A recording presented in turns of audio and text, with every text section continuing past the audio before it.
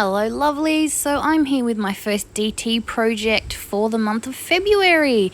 Can you believe we're already in February? Anyway, today I decided to work in my junk journal. Now this is a ScrapFX junk journal and I will link to all the awesome products that I'm using in the blog post, which I'll link to in the video.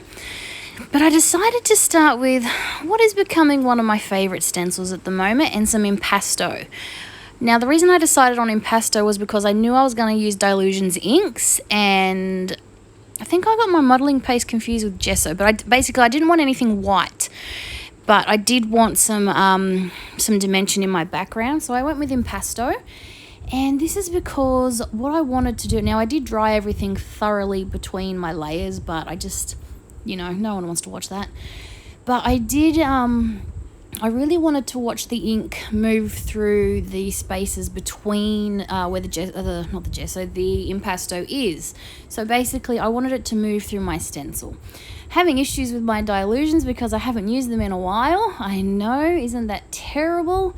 And also because I'm not the cleanest person when it comes to keeping my nozzles clear. But anyway, in the end I get it working. So I'm starting with, I think this is polished jade. Honestly, I don't look at the colours much. I pick up colours and go, oh, this will look nice. And then I went looking for a blue, and I don't even know. I think it might have been periwinkle because I know I'm out of London blue.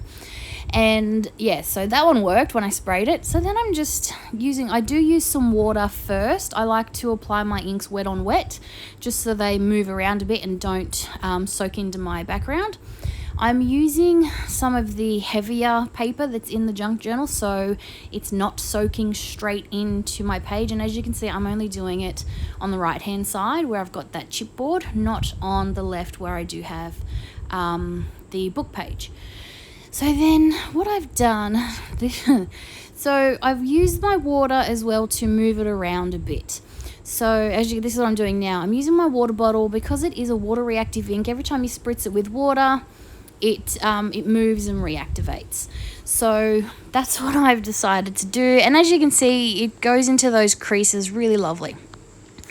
Now this is the point where it could have gone haywire. I'm still of two minds if this was a good idea. At the time I thought it was a great idea. I wanted to put basically a mat in the middle of my page, somewhere for me to put my focal image. You know how much I love using focal images. So I decided to go with black paint rather than white or gesso, because being water reactive, it would reactivate and it wouldn't stay white. It would take on the color in the background. And I was going for more darker tones in this page.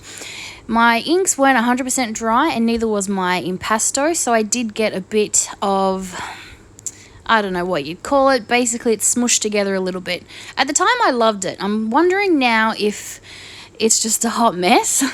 But the beauty of a junk journal and an art journal, and art in general, is there's no wrong in art, as my year 11 art teacher used to say. Basically, I'm learning that a junk journal is a really good place to experiment and play, and you might not love all the art you create, but it's never wrong. It's never, it's never a bad idea to make art. So basically, I come out of this with paint on my hands, and I'd created something. So that was, that was a win. So now I went through my rice papers because I wanted, you know me, I love to have a focal image and I love to have some text of some kind. I don't tend to do a lot of handwriting on my spreads. I'm more of a use a rice paper or a quote sticker kind of person. So I've got one of the Dream Girls. I do love these, and I've stuck that in the middle as my focal image on top of that black paint mat. I did go back in with some thick blue paint to bring in some more of that blue, because the black, there was a lot of black.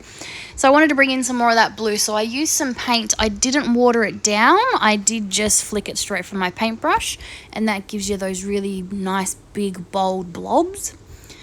Now I'm going with this quote here, and I wanted to put it on the left-hand side on top of my black paint.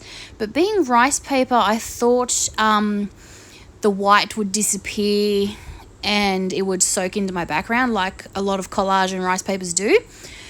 but it didn't, and that was because I didn't put a lot of gel medium on the top and the bottom. I just put it underneath to adhere it to my page.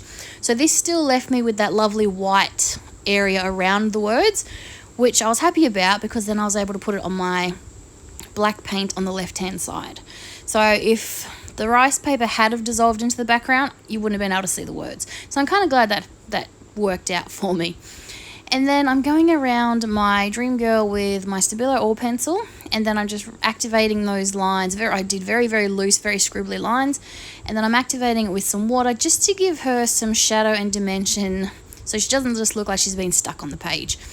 So yeah, that's it for me for this page. I hope you have enjoyed the video, and like I said, it might not be my most favourite page, but I did have a lot of fun playing with my inks and my impasto and basically making an arty mess, and that is always fun. So anyway, I'll be back soon with a new video. Bye for now.